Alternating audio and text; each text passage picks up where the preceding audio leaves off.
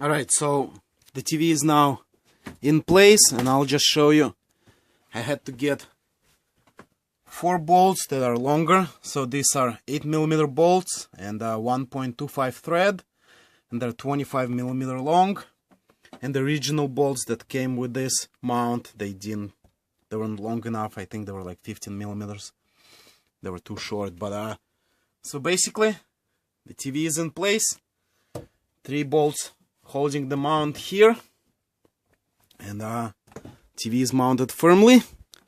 So I have my antenna connected, and since this is smart TV, there's Netflix and all of that good stuff.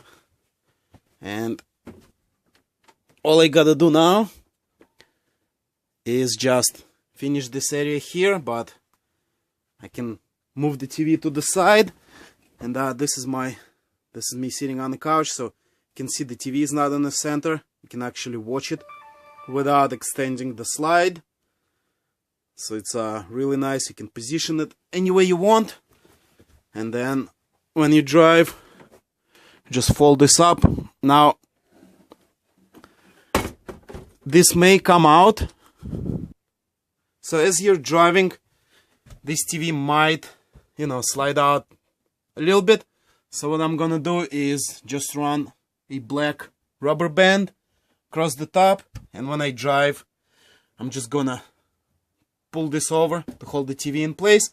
Optionally, what you can do is like a turning hook here, but I don't really like that idea because they come loose. I'm just gonna do the rubber band.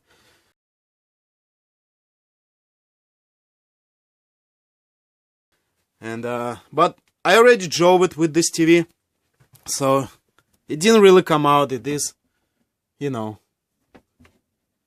not firmly attached there because it's a sliding mount. But this is how you do a flat screen LCD TV installation in an RV. It's fairly easy. It took me about 2 hours for everything, and then it took me about 10 minutes to get the old TV out. It's right there. Just gotta drive it to the city recycling. But doing the flat screen TV in your RV is not difficult. You just gotta make sure that this mounting surface is firmly in place, which I did, and it's a fairly easy process. Alright, thank you for watching. Please like and subscribe, and come back for more videos. See ya.